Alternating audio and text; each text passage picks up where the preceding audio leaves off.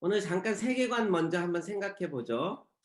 세계관을 정의해 보세요. 이렇게 써놨는데 세계관의 는 안경과 같은 겁니다. 안경. 제가 이렇게 안경을 쓰고 있잖아요. 그래서 안경에 색깔이 들어가면 세상이 그 색깔에 따라서 조금 다르게 보여요. 색깔이. 그것처럼 세계관이라는 거는 우리가 어떤 안경을 쓰고 있느냐 하는 거랑 관계가 있어요. 그래서 뭐 사람들한테 좀 이상하게 보는 사람 있으면 "야, 색안경 끼고 보지 마." 이렇게 말하잖아요. 그렇죠? 그런 것처럼 세계관이라는 것은 어떤 자신의 생각과 가치관을 가지고 세상을 보는가, 이거를 세계관이라고 합니다. 간단하게 얘기하면. 그러면 세계관은 몇 개나 될까요? 뭐 오늘 출석하신 분들 각자 다 세계관이 다를 수 있어요. 그리고 크게는 종교를 통해서 세계관을 나눌 수 있어요. 불교적 세계관, 뭐 기독교 세계관, 이슬람 세계관, 유대교 세계관, 이렇게 종교를 가지고 나눌 수도 있어요. 그다음에 인종에 따라 나눌 수도 있어요. 그리고 국가에 따라 나눌 수도 있고요. 그래서 세계관은 굉장히 다양합니다. 한 가지 예를 들어보면 북미 인디언들이 있어요. 인디언, 어, 네이티브 아메리칸이라고 그러죠. 그 사람들의 세계관 속에 땅이라는 것은 어머니예요. 땅은 어머니입니다. 그래서 인디언들의 세계관 속에서 땅을 개발하거나 땅을 파거나 하는 거는 어머니를 훼손시키는 거예요. 아리조나에 가면은 어, 인디언들이 굉장히 많은데 가다 보면, 그 아리조나에 가다 보면 큰 검은 산이 있어요. 근데 그 검은 산이 석탄으로 이루어진 산이에요. 그냥 파면은 석탄이 다 나오는 겁니다. 백인들이 거기를 개발하고 싶어서 난리예요. 근데 인디언들이 그거를 개발을 못하게 합니다. 왜냐하면 땅은 어머니와 같은 거기 때문에. 그래서 그들의 세계관 속에는 땅을 파헤치거나 훼손시키면 어머니를 훼손시킨다, 이렇게 생각해요.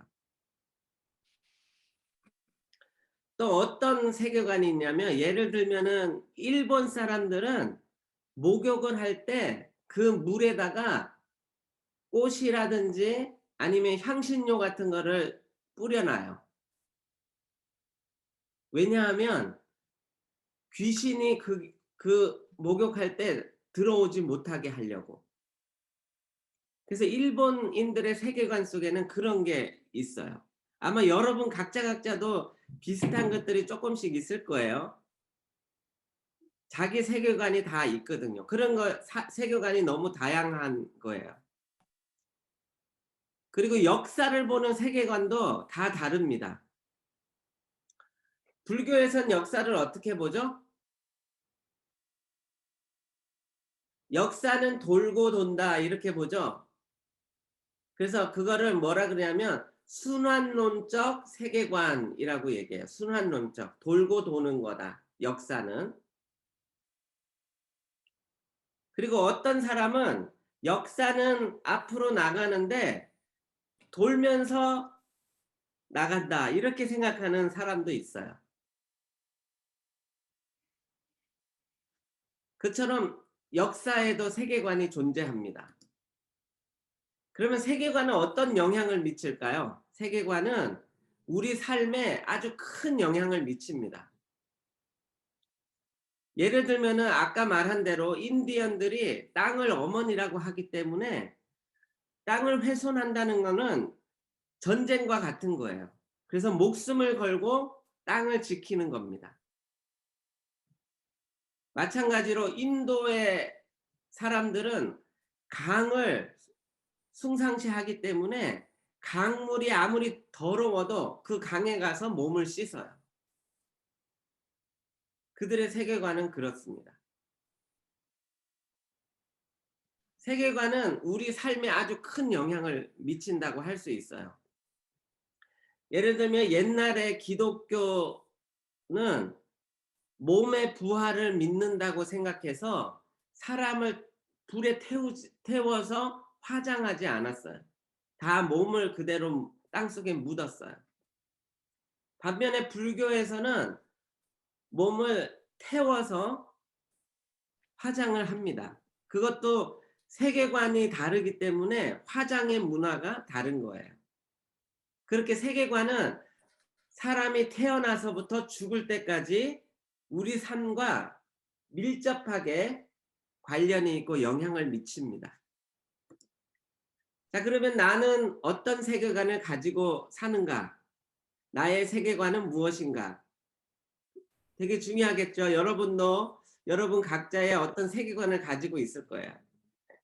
근데 오늘은 우리가 교회 안에서 그리스도인들로 모였기 때문에 오늘 우리가 공부해 볼 세계관은 기독교 세계관이라는 겁니다.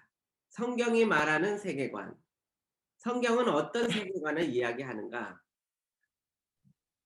아마 중고등학교 때 한번 들어본 적도 있을 거예요. 성경은 첫 번째로 창조를 얘기합니다. 그리고 성경의 세계관은 직선이에요. 시작이 있으면 끝이 있는 거예요. 그래서 성경의 세계관은 직선적인 세계관이라고 불러요. 자, 오늘 금방 말씀드렸는데 성경의 세계관은 직선적인 세계관이다. 그러면 끝에는 뭐가 있을까요?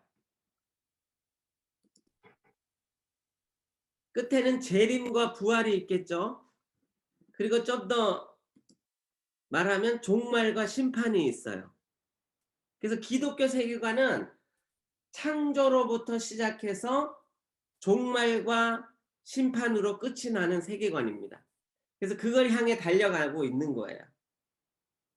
우리 개인도 마찬가지예요. 우리가 태어나서 살다가 죽으면 개인적인 종말을 맞는 겁니다. 그렇지만 우리는 재림과 부활을 믿기 때문에 다시 살아날 것을 소망하는 거죠. 근데 성경을 좀 더 면밀하게 살펴보면 창조와 마지막에 점을 찍어야 돼요. 그래서 이거를 이제 뭐라고 하냐면 기독교 세계관은 직선적인 세계관인데 다른 말로 하면 처음이 있으면 끝이 있다. 그래서 선분적인 세계관 이렇게 말할 수 있어요. 선분. 시작이 있고 끝이 있다. 시작은 창조고 마지막은 종말과 심판. 그게 성경이 말하는 세계관입니다.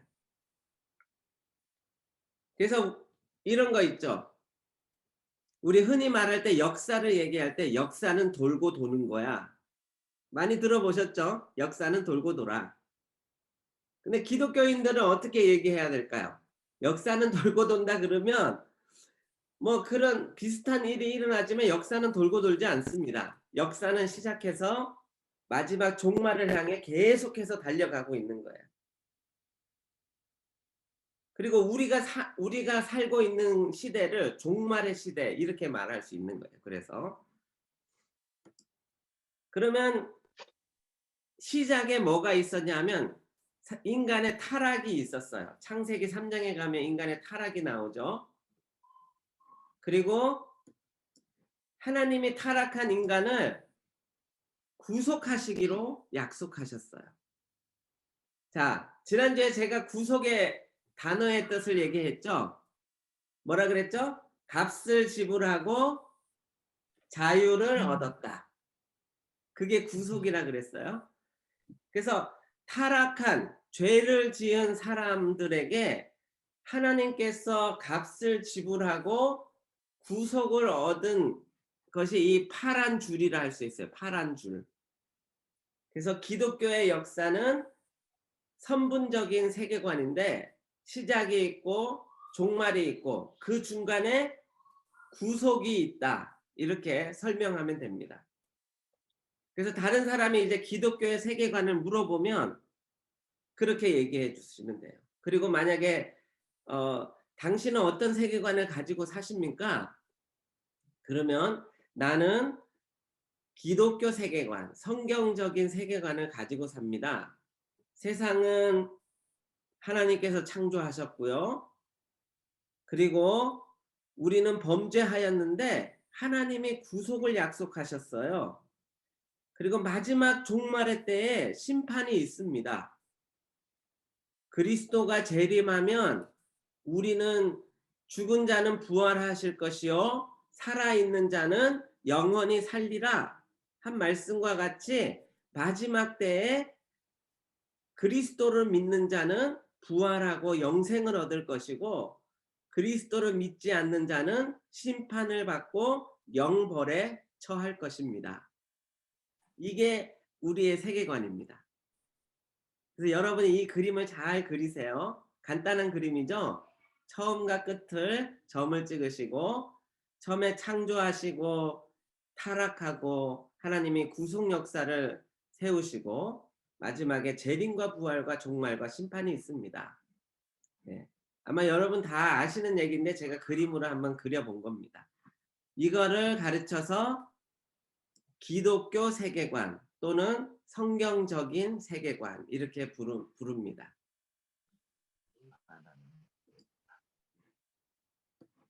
자, 그러면 우리는 무엇을 믿어야 할까요? 기독교 세계관이라고 했으니까 우리는 무엇을 믿습니까? 하면은 창조를 믿는 것입니다. 하나님의 창조를 믿어요. 그리고 인간이 타락했음을 믿습니다. 그리고 하나님께서 우리를 구속하심을 믿습니다. 그래서 예전에 제가 어떤 청년들한테 이렇게 물어봤어요. 형제는 타락을 믿어요? 이렇게 물어보니까 한 번도 그렇게 물어본 사람이 없대요. 뭐 예수를 믿어요? 아니면은 뭐 하나님을 믿어요? 이렇게 물어봤는데 타락을 믿어요? 이렇게 물어본 사람이 없대요. 여러분 타락을 믿습니까? 사람은 타락했습니다. 그래서 칼빈은 어떻게 얘기하냐면 전적 타락 이렇게 얘기해요. 전적 타락. 그래서 100% 타락했다. 그게 전적 타락이에요. 완전 타락입니다. 그래서 우리는 그걸 믿는 거예요.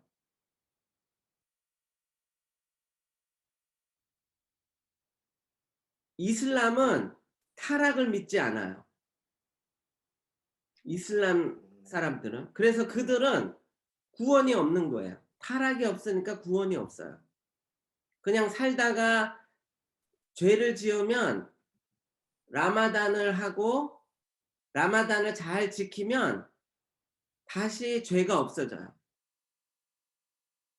그리고 천국에 빨리 가려면 몸을 버려서 뭐 자살폭탄 테러를 한다든지 그렇게 영웅적인 일을 하면 그들은 바로 천국에 간다고 얘기해요.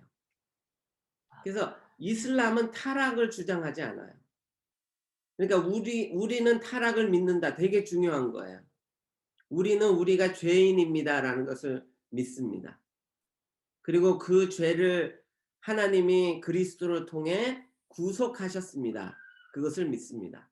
그래서 우리는 무엇을 믿습니까? 여러분 물어보면 창조와 타락과 구속을 믿습니다. 이렇게 말씀하면 되겠습니다. 그러면 이제 첫 번째 창조에 대해서 한번 생각해 보겠어요. 하나님의 창조. 첫 번째 창세기 1장 1절에 태초에 하나님이 천지를 창조하시니라 이렇게 나옵니다. 그래서 성경은 하나님이 이 세상을 창조하셨다라고부터 시작해요. 우리의 믿음의 가장 첫 번째는 뭐가 돼야 되죠? 하나님은 창조주입니다. 우리가 이제 단락을 나누어서 창세기 1장 했을 거 아니에요? 제목을 붙이면 우리의 하나님은 창조주입니다. 그러면 이제 그거를 좀 더 믿음과 연결하면 나는 하나님이 창조주이심을 믿습니다. 이렇게 되는 겁니다. 여러분이 성경을 읽을 때 하나님은 누구십니다. 이렇게 적었잖아요. 그러면 그것이 나의 믿음입니다. 라고 고백하면 여러분이 정확한 하나님을 알고 계신 거예요. 그래서 하나님은 창조주입니다. 라는 것을 우리가 믿습니다. 그러면 창조에 대해서 한번 생각해 볼게요. 첫 번째, 첫날 하나님 창조할 때 빛과 어둠을 나누셨다. 그냥 한번 정리해 보는 겁니다. 빛과 어둠을 나누셨다. 빛을 창조하신 거죠. 그리고 밝은 부분이 빛이고 어두운 부분이 어둠입니다. 그리고 둘째 날은 하늘, 궁창이라 그러죠. 성경에 보면 궁창을 만드셨다. 궁창은 뭐 여러 가지가 있다 그래요. 그래서 하늘의 궁창, 뭐 여러 가지 궁창을 만드셨어요. 그 다음에 셋째 날 땅과 바다와 식물을 만드셨다. 네. 그 다음에 이제 3일째는 3일째가 지나고 4일째 되면 첫째 날 빛과 어둠을 만드신 그곳을 채우셨어요. 뭘로 채우셨죠? 해와 달과 별들로 채우셨다. 그래서 창조는 그냥 이렇게 순서 없이 만드신 게 아니에요. 하나님께서 빛과 어둠을 만드시고 첫날, 넷째 날 빛과 어둠을 채우는 하늘의 광명체, 해와 달과 별들을 만드셨어요. 그 다음에 둘째 날 하늘을 만드신 것처럼 다섯째 날 하늘에 있는 것들을 만드셨어요. 궁창이라 그러죠. 궁창에 물이 있는데 새와 바다의 짐승과 물속의 생물을 만드셨다. 그러니까 새를 만든 날이랑 사슴을 만든 날은 다른 날이에요. 그렇죠? 비둘기를 만든 날이랑 강아지를 만든 날이 다른 날입니다. 그래서 새와 바다의 짐승과 물속의 생물을 다섯째 날 만드셨어요. 그리고 여섯째 날 셋째 날 땅과 바다를 나누셨는데 그곳에 땅에는 짐승들과 사람으로 만드셨어요. 그래서 마지막에 사람을 만들었어요. 그러면 창세기를 읽으셨을 거니까 짐승은 뭘로 만들었을까요? 질문이에요, 제가. 짐승은 뭘로 만들었죠? 흙이요. 네, 맞아요. 짐승도 흙으로 만들었어요. 사람도 흙이요. 네, 사람도 흙으로 만드셨고요. 그러니까 짐승과 사람이 다 거기 보면 이제 흙인데 뭐라 그러냐면 그런 먼지 같은 흙으로 만들었다고 원어에는 나와 있어요. 먼지 같은. 그러면 짐승과 사람이 다른 게 뭘까요? 사람은 생명, 하나님이 생기를 불어넣으시고. 그렇죠. 네. 사람은 하나님께서 생명을 불어넣으셨다. 그런데 그 불어넣기 전에 만들 때 과정도 달라요. 짐승은 흙으로 만드셨다 이렇게 나오지만 사람은 우리의 형상을 따라 우리의 모양대로 만드셨다. 그러니까 지금 5일 동안 창조하고 6일 날 짐승까지 만들고 그 다음에 사람을 만든 건 전혀 다르게 만드신 거예요. 그래서 이렇게 말하죠. 사람은 생각하는 동물이다. 맞아요? 맞는 사람은 한번 이렇게 오해 보세요. 사람은 생각하는 동물이다. 물론 이제 동물이다 했을 때 우리가 동물을 뭐 여러 가지 의미로 쓸 수 있지만 사람은 생각하는 짐승이다. 뭐 그건 전혀 틀린 말이죠. 우리의 세계관이 아니에요. 그거는 기독교 세계관이 아닙니다. 사람은 생각하는 동물이 아니에요. 사람은 하나님의 형상으로 만든 것입니다. 이게 우리의 세계관입니다. 그래서 어떤 유명한 철학자가 그 말을 했다고 해서 그것이 우리의 지식이 되면 안 됩니다.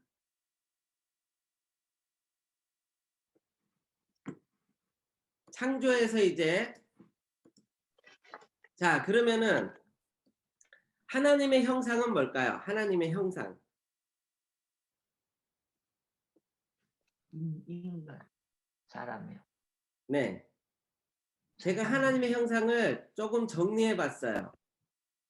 하나님의 형상할 때 하나님이 남자와 여자를 만드셨어요.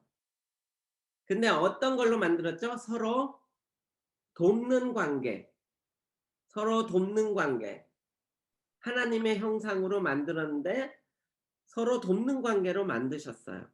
그게 하나님의 형상입니다. 여러분 동물들도 이렇게 서로 도와주는 동물들이 있긴 있어요. 근데 사람처럼 서로 커뮤니케이션을 하고 그렇게 아주 잘 도와주고 하는 거는 사람밖에 없습니다. 동물들은 어떤 동물들은 동족끼리도 잡아먹어요. 그런데 사람은 서로 돕는 걸로 만드셨어요. 물론 남자와 남자도 돕는 관계입니다. 서로 도와주는 거죠. 그래서 사람은 다른 사람을 도와주고 다른 사람의 필요를 채워주고 다른 사람을 생각하게 만드셨어요. 그게 하나님의 형상 중에 하나입니다. 그래서 사람은 혼자 있는 게 아니에요. 솔로가 아니에요. 솔로. 사람이라고 할 때는 여럿이를 사람이라 하는 겁니다. 여럿이. 이거는 나중에 어떻게 되는 거죠? 교회랑 같은 거예요. 교회. 교회도 한 사람, 솔로 한 사람. 그거를 교회라고 하기보다는 2명 이상 서로 같은 믿음으로 모이면 교회라 그럽니다. 그래서 하나님의 형상 하면은 교회도 하나님의 형상인 겁니다.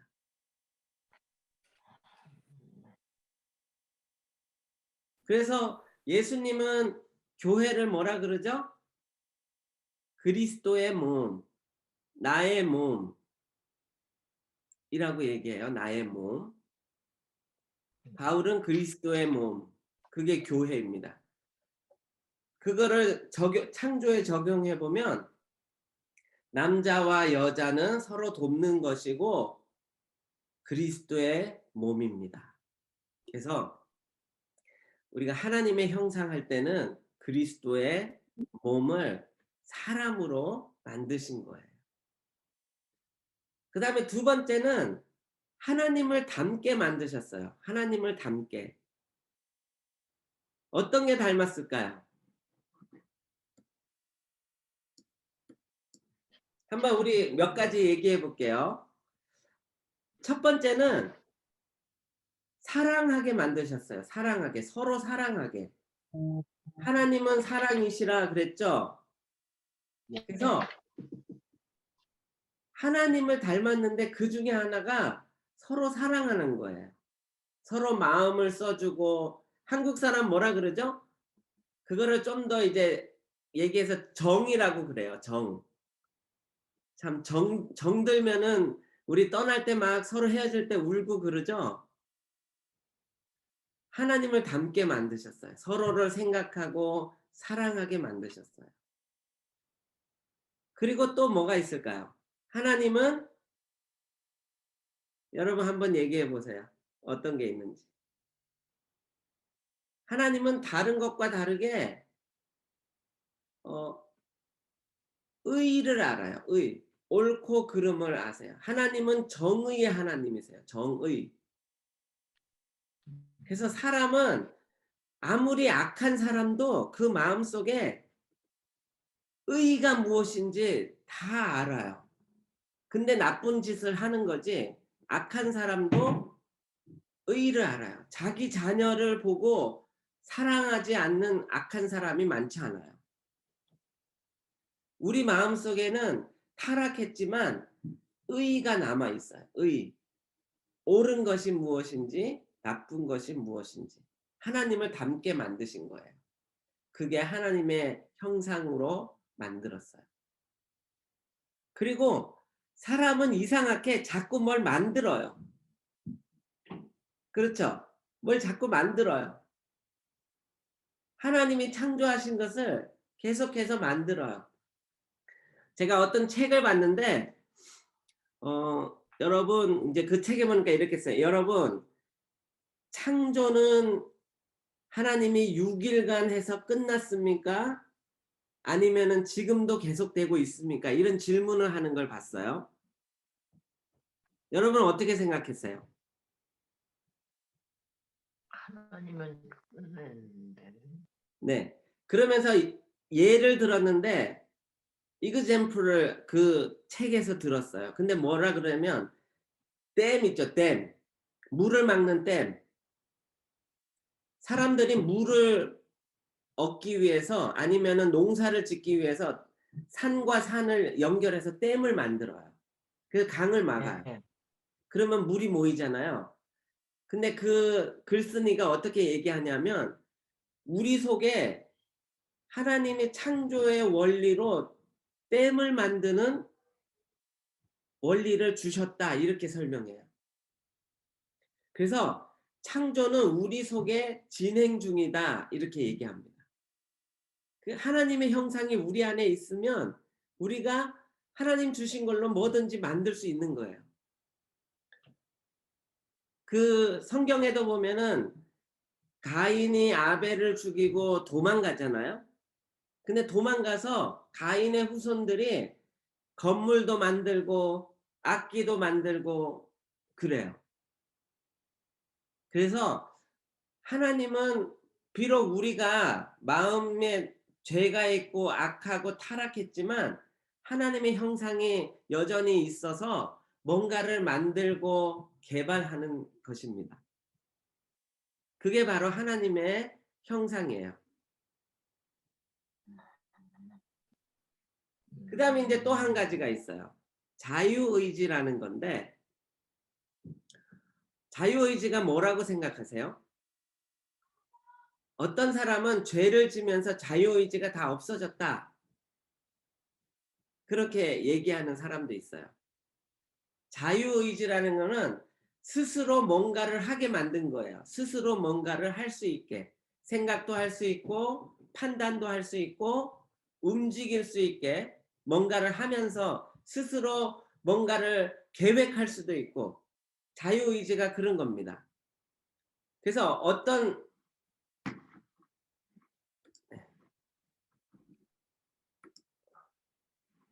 네, 화면을 보면서 할게요. 어떤 사람들은 죄를 지면서 자유의지가 완전히 없어졌다. 이렇게 얘기하는 사람도 있어요. 학자들 중에는. 그런데 자유의지라는 것은 하나님께서 사람을 가장 사랑한다는 것을 보여주는 거예요. 자유의지. 믿음도 자유의지예요. 우리가 믿고 안 믿고 선택할 수 있잖아요. 하나님 우리에게 주신 의지입니다.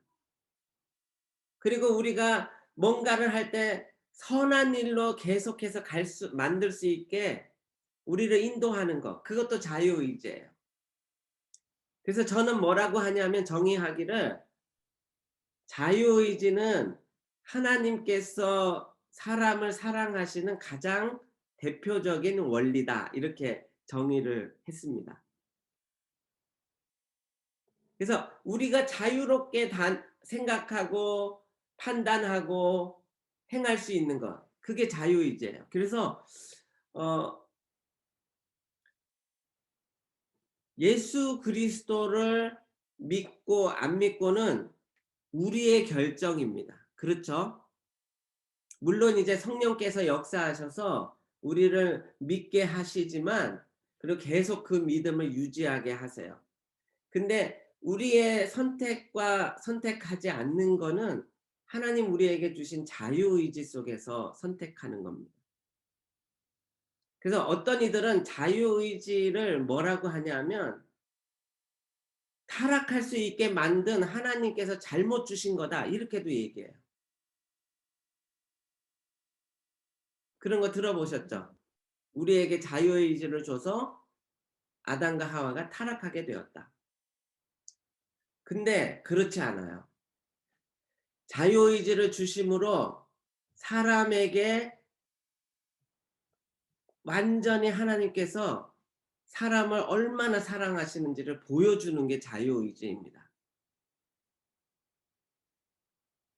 여러분이 인제 자녀들을 길러보시고 자녀가 있는 분도 있으시니까 다 아시겠지만 자녀들이 어떨 때 보면 내 맘에 안 맞게 막 행동하고 결정도 막 다르게 하고 그럴 때가 많잖아요.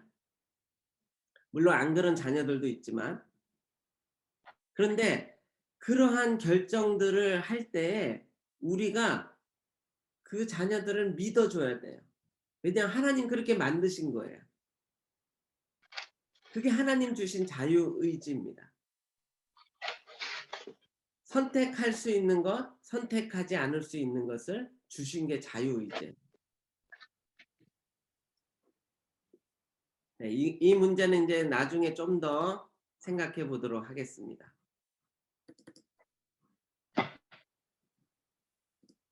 네.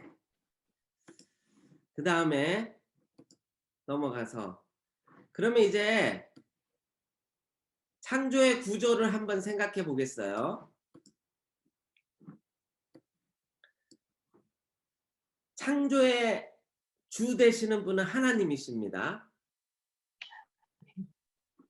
그리고 하나님이 사람을 만드셨어요. 그리고 또 뭘 만드셨죠? 자연을 만드셨어요. 그래서 창조의 구조는 맨 위에 하나님이 계신 거예요. 하나님이 계셔요. 그리고 중간에 사람이 있어요. 그리고 그다음에 자연이 있습니다. 그래서 창조의 구조는 이렇게 그릴 수가 있어요. 사람이 있고 하나님이 있는 게 아니고 하나님이 계시고 사람이 있고 자연이 있어요. 그래서 어떤 사람들은 아까 말한 대로 사람은 생각하는 동물이다. 아니면 사람은 자연의 일부다. 그래서 자연 속에서 살아가야 된다. 뭐 이렇게 주장하는 사람도 있는데 우리 기독교 세계관과는 다른 세계관입니다. 기독교 세계관은 하나님 계시고 사람 있고 자연이 있어요. 그리고 그 각각의 역할들이 있습니다. 하나님은 어떤 분이시죠? 창조주 하나님, 여호와 하나님. 여호와는 어떤 뜻이죠? 나는 스스로 있는 자다. 하나님 스스로 계신 자로 모세에게 말씀하셨죠. 그래서 하나님은 스스로 계시면서 모든 세상을 창조하신 하나님이십니다. 그 다음에 사람은 뭐죠? 청지기, 대리자입니다.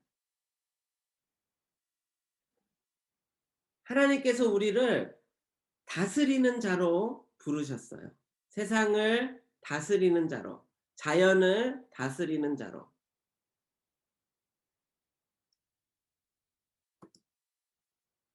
그리고 사람은 사람의 역할이 있는데요. 뭐냐 하면 다스린다라는 게 무슨 말인가라는 거예요.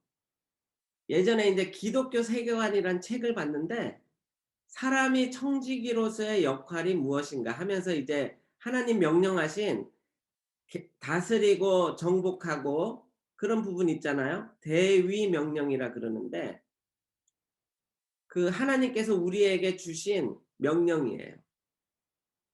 근데 그 명령 중에 다스리라라는 말은 보존하라, 발견하라, 개발하라 이런 뜻입니다. 청지기로서 사람이 할 일은 보존하고 개발하고 발견하는 거예요.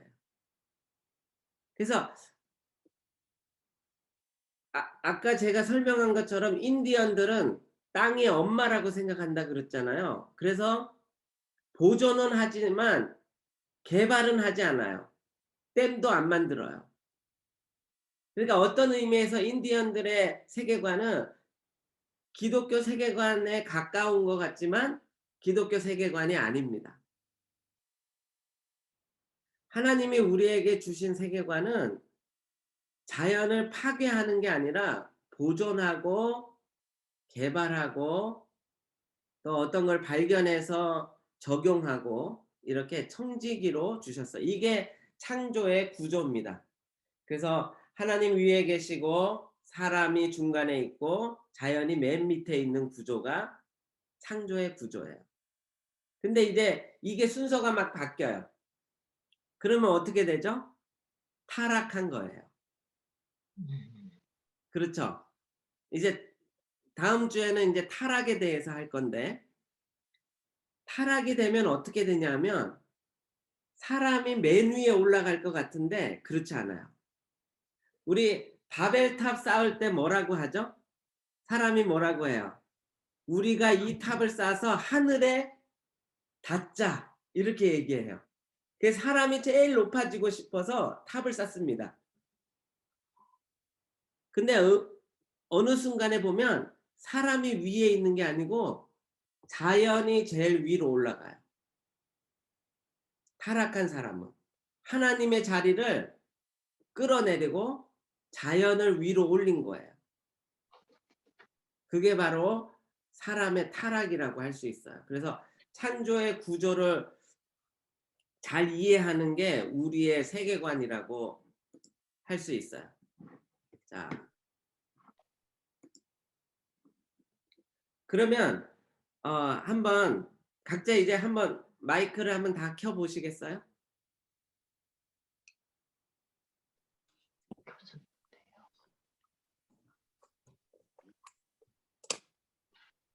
네.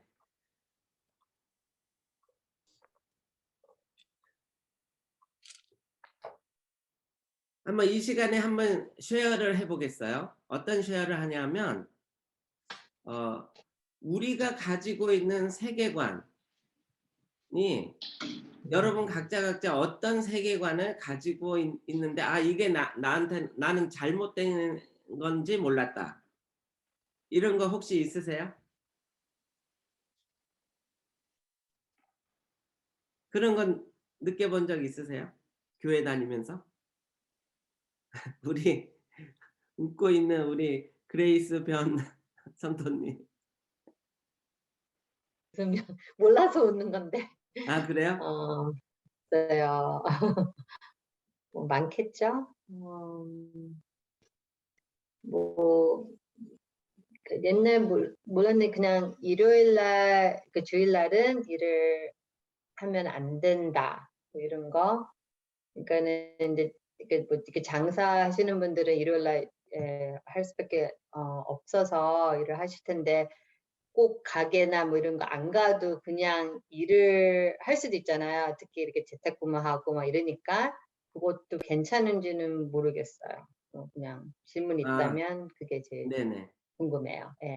네네. 좋은 전화 말씀이세요. 받고 이메일하고 뭐 이런 것도. 네. 네. 주일날 일하는 거. 주일날 그러니까 일하는 게 하나님이 창조하셨을 때 뭐라 그러냐면 7일 제7일에는 하나님이 쉬셨다. 그리고 안식하셨다. 이렇게 성경에 써 있는데 그러면은 주일날 일하는 게 나쁜 건가? 뭐 이렇게 생각할 수 있잖아요. 근데 한번 생각해 보세요. 하나님이 세상을 창조할 때 법칙을 하나 만들었어요. 법칙. 그건 뭐냐 하면 우리는 자연 법칙이라고 그래요. 자연 법칙. 알아서 돌아가는 거. 예를 들면 물은 위에서 아래로 흐른다. 그리고 뭐 태양은 1년에 한 번 회전한다. 아니면은 지구는 하루에 한 번 돈다. 뭐 그런 거 있잖아요. 그걸 자연 법칙이라고 그래요. 그냥 가만 놔둬도 저절로 다 이렇게 돌아가는 거예요. 봄이 되면 꽃이 핀다. 자연 법칙이죠. 그런 법칙들을 하나님 만드셨어요. 그래서 하나님은 안식하셨다 했을 때 그 안식의 의미를 우리가 어떨 때는 잘못 생각하는 경우가 있어요. 아무것도 안 하고 쉬셨다. 그러면은 세상이 돌아가지 않겠죠. 창조주의 원리상. 하나님이 운행하시죠. 돌리시죠. 그러면 우리 사람은 어떤 건가? 사람은 주일날 쉬었다 안 쉬었다. 구약에 보면 뭐 그런 얘기가 나와요. 뭐 안식년도 나오고 또 희년이라는 말도 나와요. 70년이 되면 희년이라고 해요. 그런데 어떤 사람들이 예전에 일주일이라는 7일을 바꿔서 10일로 바꿔본 적이 있어요. 10일. 그러니까 10일에 한 번 쉬는 거예요. 달력에서. 그러면은 한 달에 4번 쉬겠죠. 아니 4번이 아니죠. 3번 쉬는 거죠. 3번. 근데 그래 바꾸니까 이상해지는 현상들이 나타나는 거예요. 그러니까 왜 이상해지냐 하면 자연의 법칙에 안 맞기 때문에 이상해지게 된 거예요. 우리의 몸을 만드실 때 우리의 몸도 뭘로 만들었죠? 흙으로 만드시고 우리로 하여금 하나님 만드신 그 창조 원리 가운데 살도록 만드셨어요. 그래서 어떻게 좀 바꿔볼까 해서 바꾸니까 이상한 일들이 생기는 거예요. 그래서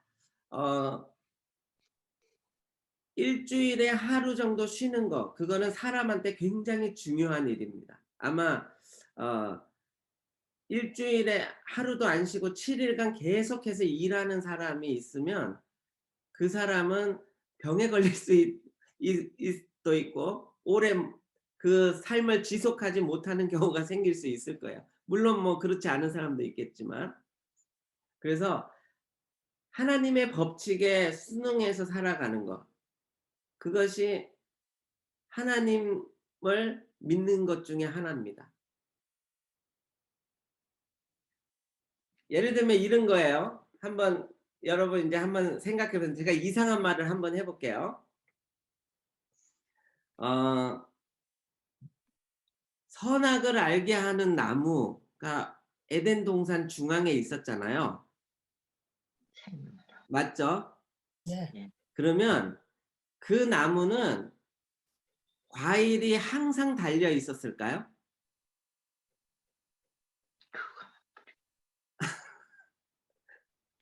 그런 생각 해보셨어요?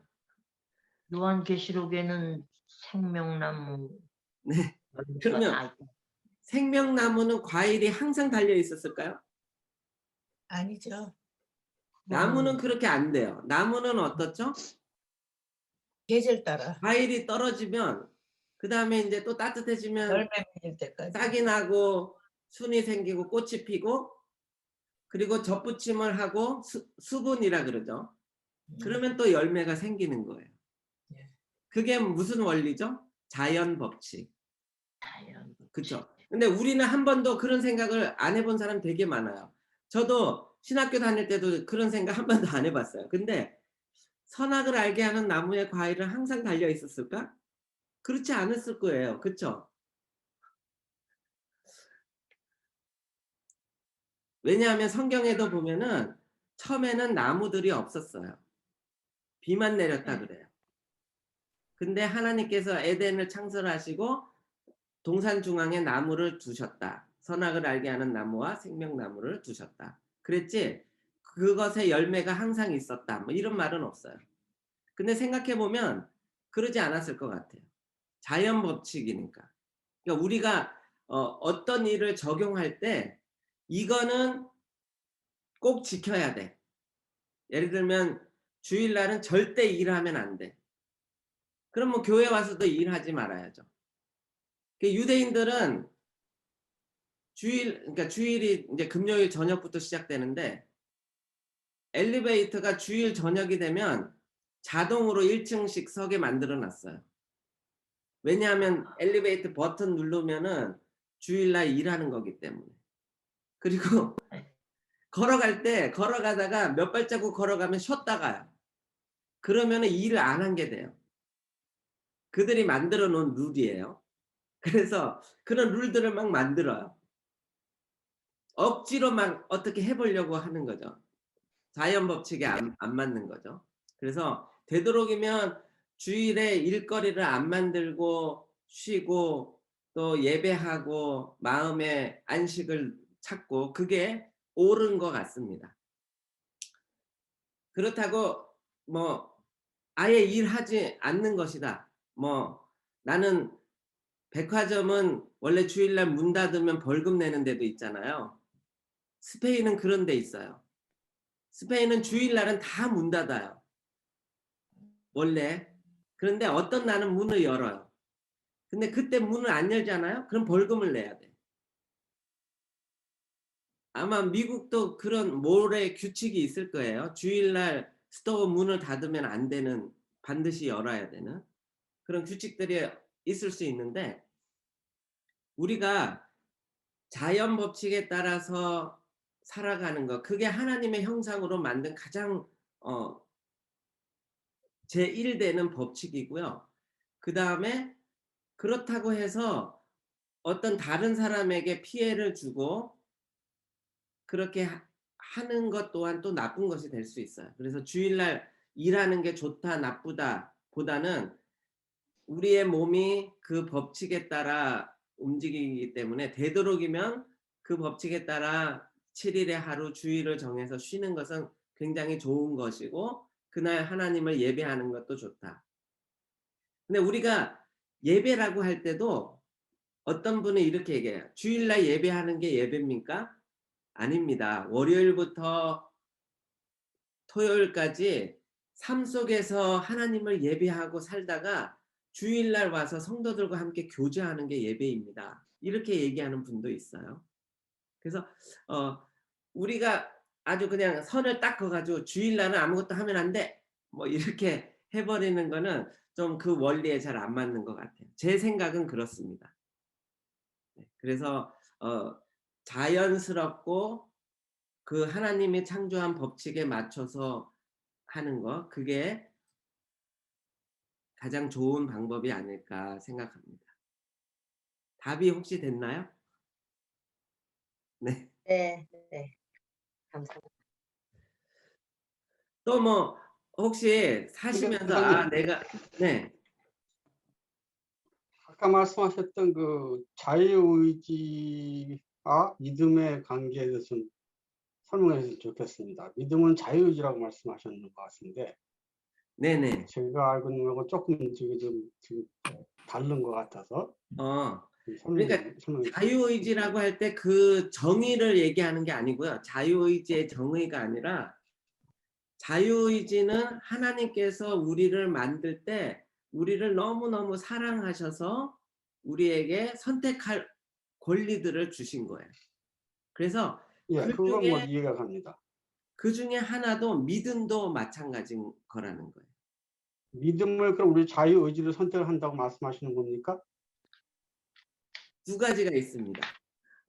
믿음은 우리가 무엇을 믿는가가 첫째 중요하고 두 번째는 성령이 우리 안에 일하시는가. 그래서 뭐 이제 깊게 나가면은 뭐 성령 세례 이런 얘기도 하는데 성령이 우리 안에 일하시는 거는 하나님이 일하시는 거예요. 우리를 도우시는 거죠.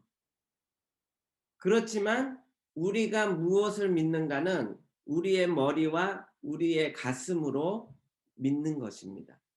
그래서 그러면 계속하세요. 네. 네. 그래서 어떤 사람들은 이런 경우가 있어요. 믿음도 하나님이 주시는 거기 때문에 내가 믿고 싶어서 믿는 게 아니라 내가 안 믿고 싶어서 안 믿는 게 아니라 하나님이 그렇게 하시는 거야. 이렇게 얘기하는 분 계세요. 그래서 하나님이 이미 믿을 사람과 안 믿을 사람을 정해 놓으신 거야. 그래서 이제 칼빈은 그걸 가지고 칼빈의 예정설 뭐 이렇게 얘기하기도 해요. 그런 거 들어보셨죠? 이번 이제 신학 시간은 아니니까 신학을 얘기하는 건 아니지만 우리가 그런 건 알고 있어야 되니까. 그런데 믿음이라는 것은 하나님이 일하시는 부분이 있고 우리가 일하는 게 있어요. 그래서 하나님은 우리를 믿게 하세요. 우리를 믿는 것을 도우세요. 복음을 들었을 때 그거를 듣고 우리 안에 믿음이 생겨나게 하세요. 그래서 믿게 하는 자유의지를 주셨어요. 그래서 어떤 사람은 마음에 믿고 싶지 않은데 어느 날 믿어졌어. 뭐 이런 사람도 고백하는 사람도 있어요. 그러나 기본적으로 생각해 보면 하나님이 주신 생각하는 것, 느끼는 것, 우리는 이것을 배제하고 그냥 오직 믿음으로 이렇게 나가는 경우가 있어요. 그거는 하나님을 어쩌면 무시하는 거예요. 하나님은 우리에게 생각하는 거 하나님 주신 거예요. 그렇죠? 우리 공부하는 거 하나님 주신 거예요. 우리로 공부할 수 있는 지혜를 주신 것, 능력을 주신 것, 그것도 하나님 주신 거예요. 그래서 우리는 그거를 무시해버리고 그냥 믿으면 돼. 그러면 뭘 믿느냐? 그럼 믿음이 뭡니까? 이렇게 물어보면 말은 잘 못하는 분이 계세요. 무엇을 믿습니까? 제가 오늘 말씀드렸죠. 우리는 무엇을 믿죠? 하나님의 창조와 인간의 타락과 하나님의 구속을 믿습니다. 우리의 믿음입니다. 그러면 이거를 이 세 가지 믿음, 이제 구속은 예수 그리스도죠. 예수 그리스도를 믿는 거예요. 이 믿음을 생각하지 않고 믿는다는 거는 있을 수가 없어요. 왜냐하면 하나님 주신 거기 때문에 생각도. 그래서 우리가 좀 더 마음을 열고 믿음할 때 이제 믿음의 내용을 계속해서 공부할 거예요. 제가 성경의 구조는 믿음이 있다 그랬죠. 그다음 또 뭐가 있다 그랬죠? 지난주에? 구속.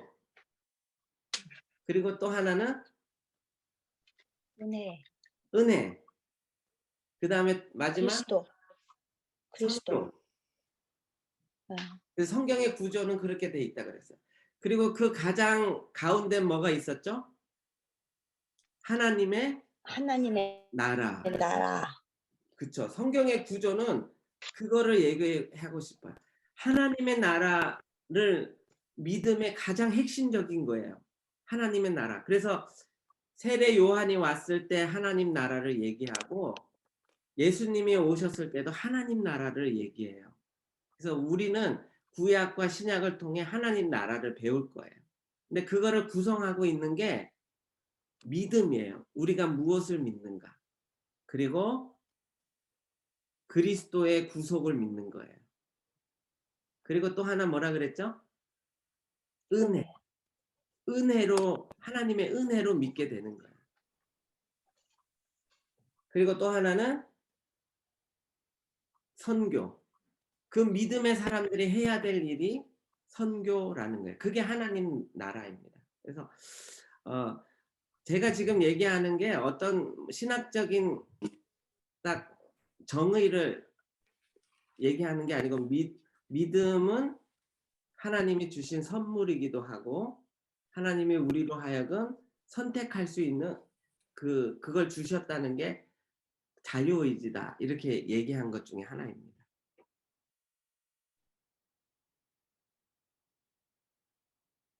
네. 너무 이제 사설을 길게 했는데 죄송합니다.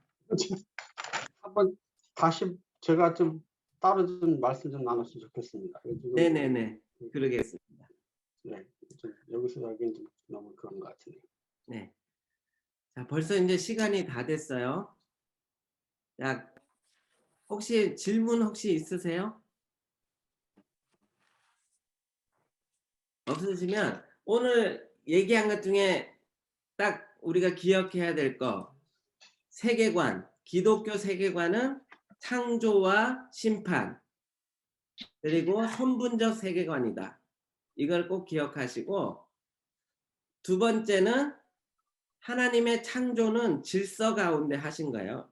첫째 날, 둘째 날, 셋째 날 만드시고, 그 첫째 날 한 거는 넷째 날 채우시고, 둘째 날 한 건 다섯째 날 채우시고, 셋째 날 한 건 여섯째 날 채우셨다. 그리고 이제 마지막에 한 거, 창조의 구조는 맨 위에 하나님이 계시고 중간에 청지기로 사람을 세우셨고, 사람으로 하여금 자연을 다스리게 하셨다. 다스린다는 말은 뭐라 그랬죠? 보존한다, 또 개발한다, 뭐 그런 거 얘기했죠. 그래서 그 창조의 구조를 잘 이해하시고 있으면 됩니다. 그래서 다음 주에는 타락하면은 어떤 형태로 바뀌는가, 그거를 좀 더 생각해 보도록 하겠습니다. 네.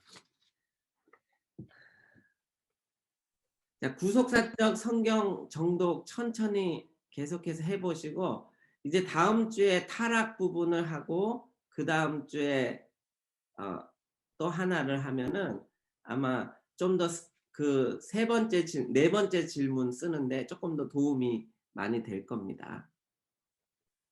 그래서 계속해서 조금씩 해보시기 바랍니다. 네, 그러면 기도하고 오늘 마치도록 하겠습니다. 기도하겠습니다. 하나님 아버지, 감사합니다. 하나님께서 우리를 부르시고 우리로 이 땅을 살아가게 하신 그 놀라운 원리를 생각하면 감사하지 않을 수밖에 없습니다. 또한 우리로 하여금 사람으로 살게 하시고 온 세상을 다스릴 수 있는 은혜 주신 것을 기억하게 하시니 감사합니다. 또 우리로 영원히 하나님 모르는 자로 살지 않고 우리로 하여금 예수 그리스도를 믿게 하셔서 영생의 소망